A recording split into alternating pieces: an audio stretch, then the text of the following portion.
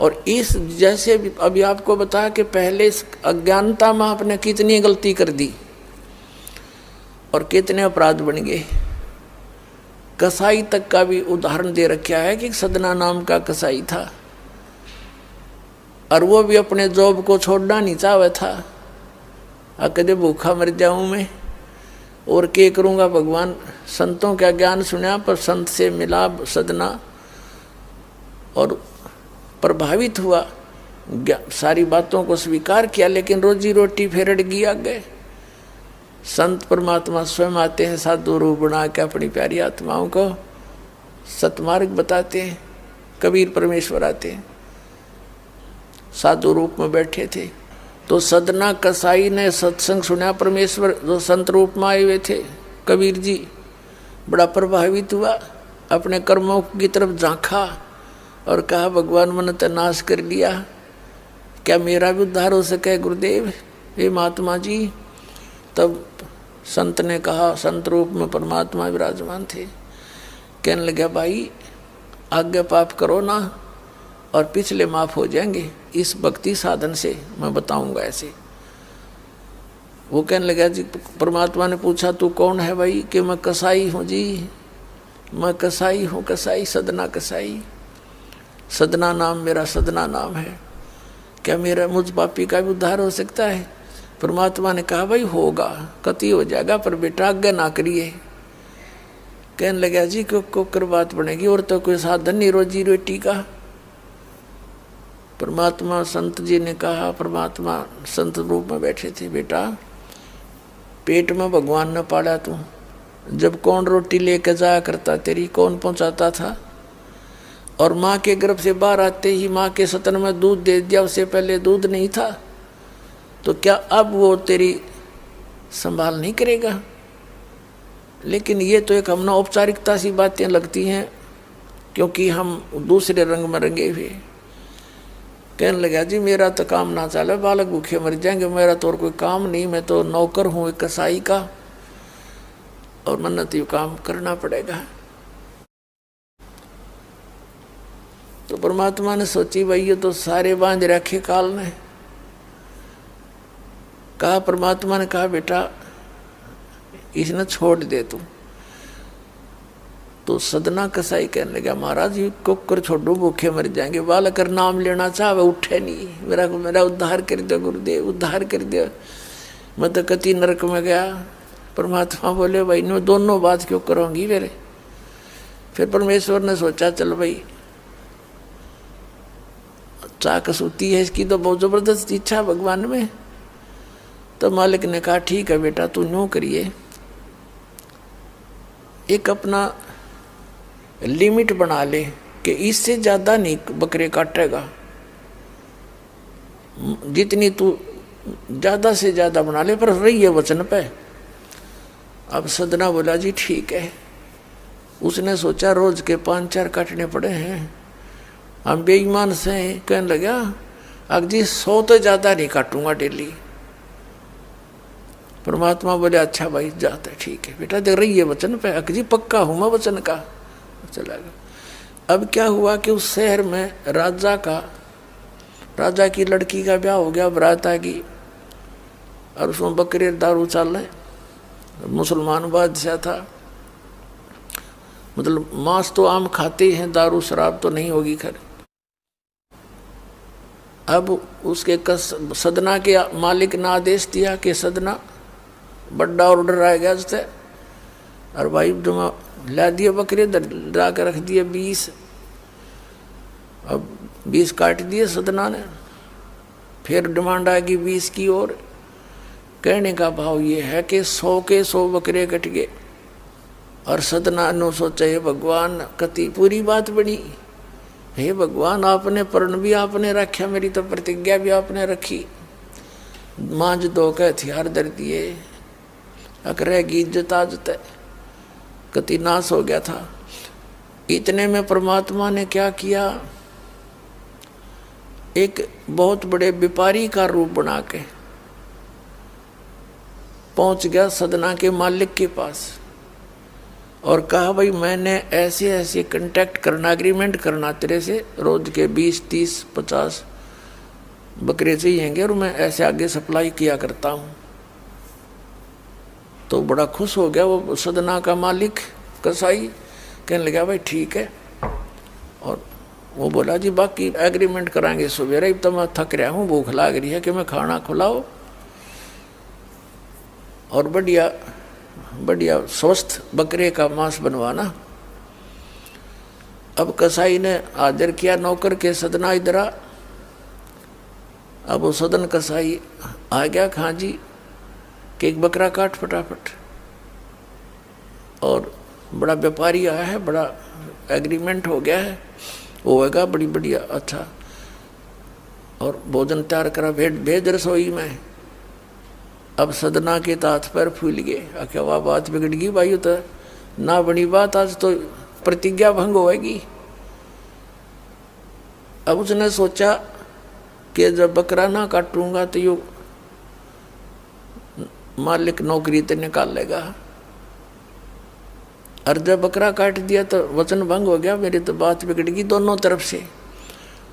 तो उसने सोचा एक आदमी का भोजन बनेगा, तो उसने क्या सोचा कि बकरे के नड़े नड़े काट दूं अंडकोश, अब मेरा पर्ण भी रह जाएगा और भोजन भी बन जाएगा एक आदमी का। हथियार उठाया और बकरे के वो नड़े काटने चाहे, बकरा बुलवा दिया परमात्मा ने बोला सदना और देख भाई मर्यादा ना तोड़े, ना जाने कितनी बार तो तू बकरा बन दिया और मैं बना कसाई, और देखियो मैंने तेरे गल काटे हैं, तेरे को ऐसे नहीं काटा जैसे तू काटने जा रहा है। अब सारी रात तड़प कर मरूंगा मैं, तन्ने भी फिर मैं ऐसे ही काटूंगा तेरे को, ये देख लेना। अब बकरा किस सदना किसके बकरे काट रहा था, हाथ मत कर छूट गई, कप खड़ा खड़ा बकरा बोले ना, कटर बैठ गया रोवे। मालिक ने बाट देखी, रसोई में आवाज लगाई, रसोई से संदेशा गया जी अभी तक आया नहीं, मटेरियल पदार्थ नहीं आया, बनाऊं क्यों कर। खुद मालिक गया, सदना से कहा कि सदना क्या करा तूने, काटा नहीं बकरा। मैं नहीं काटूं मालिक, मैं नहीं काटूं। उसने सोचा ये तो दुश्मन है, ये प्रसन्न नहीं है मेरे इस एग्रीमेंट से, ये काहे का नौकर है। अब ला तू नहीं काटे ना, ला मैं काटूं। उठा गुस्से में सदना के दोनों हाथ काट दिए उस कसाई मालिक ने, अरे एक मारी लात करते पार काट दिया। अब जैसे अभी ट्रीटमेंट वगैरह करा करो का, महीने 2 महीने रो पीट कर उन्हें सोची क्या करूं भाई। उसने सोचा चल पड़ी यहाँ से। उस संत ने कहा था मैं वहाँ जगन्नाथ के मंदिर में रहता हूँ, वहाँ आ जाना। उस जगन्नाथ के मंदिर की तरफ चल पड़ा कि भाई परमात्मा ने जब इतना चमत्कार दिखाया है, बकरा बोलिया, इसे बुंडे काम ना मैं तो कदे भी ना करूँ, मरवा से जीवा से भूखे मरे। आदमी की कही तो ना जच्चे, पर वह तो सच्ची होगी, सामने तो जुल्म हो गया। यूँ तो बहुत बुरा जो है ना एक रूटीन है, यूँ नहीं करें भाई कति भी। संत साची के थे वो उस दिन जच्ची उसके, उस गुरुदेव के पास समाधान के लिए चल पड़ा। देख कहाँ तक बिजली गिरती है इस बुंडे कर्मों से, कैसे फिर जो मालिक परम संत की शरण में जा रक्षा कैसे होती है। अब वो चला जा रहा था, पहले सरपंच नहीं होते थे, नंबरदार होली सोली होता था गांव का, और 5-4 गांव में से एक गांव वाले व्यक्ति नंबरदार को विशेष और पावर दे देता था राजा, जिस वो दंडित भी कर सकता था अन्य किसी उनको। एक नंबरदार के घर पे रास्ते में जा रहा था, नंबरदार के घर पे रुक गया और कहा जी मैं रात न रुकूंगा, मैंने आगे यात्रा पे जाना है, जगन्नाथ में जा रहा हूँ। तो पहले धार्मिक वैसे तो आम व्यक्ति की बहुत इज्जत करता थे, अतिथि की। नंबरदार ने सदना को रोक लिया, रुक जा भाई रोटी खाइए, अलग से व्यवस्था कर दी, खाना खुना खा ठाठ तरह। अब क्या हुआ कि उस नंबरदार की पत्नी जो थी वो बैड कैरेक्टर थी, उसने सदना के साथ दुर्व्यवहार करने की चेष्टा की। वह रोने लग गया, माई मत महा दुखी व्यक्ति हो, रात काटनी है, काटन दे तो काट लेने दे, न मैं भी चला जाऊंगा। तो उसने फिर शोर मचा दिया, अपनी बेइज्जती समझ के लोग इकट्ठे हो गए, अक्यों मेरी इज्जत का गाक बने था, पकड़ लिया और वहीं उस शहर के अंदर, साथ में ही शहर था, वहाँ ले गए। राजा था, वहाँ का नवाब था, उसके सामने उसको पेश किया गया, उसको सजा सुना दी कि इसको मीनार में चिन दो, भुगत कर मरे। इसको कितना नंबरदार ने इसको इज्जत से रखा और इसने धोखा किया, उसी के साथ पत्नी के साथ दुर्व्यवहार करने की चेष्टा की। और उसकी पत्नी ने गवाही दे दी, जी मेरे ऐसे ऐसे सतन पकड़ दिए इसने। अब मीनार के अंदर खड़ा करके मीनार चढ़वा दिया, बंद कर दिया। अकाब मर जाएगा, चिल्ला चिल्ला के रो पीट के। तब सदना ने अर्ज करी, है गुरुदेव मैं तो पापी आत्मा था, मुझे तो चाहे इससे ही बदतर मौत मार दो, लेकिन मुझे ये भगत कहे थे कि मंदिर में जावे ढेड और इसे इसके गुरु होंगे, और ऐसा करता था ऐसा करता था। दाता आपके नाम पर बट्टा लग गया, तो मैं तो नीच था, तो इससे भी बुरी मौत मार देते। दाता इस भक्ति की इज्जत रखियो मेरे मालिक। इतना ही कहा था, वो सारा मीनार फट गया और ईंटें उन सरपंच के सर में लगी। उसकी पत्नी के दोनों सतन कट के वहीं गिर गए, खून चल पड़ा। और जिन्होंने ये संदेश सुनाया था, अन्याय का फैसला सुनाया था, उनके सिर में ईंट लगी जा जाके। और देखा इतना आवाज हुई, आसपास सब भागे आए, देखने आए, और सदना के दोनों हाथ पूरे हो गए, कटे हुए नहीं रहे। बोलो सतगुरुदेव।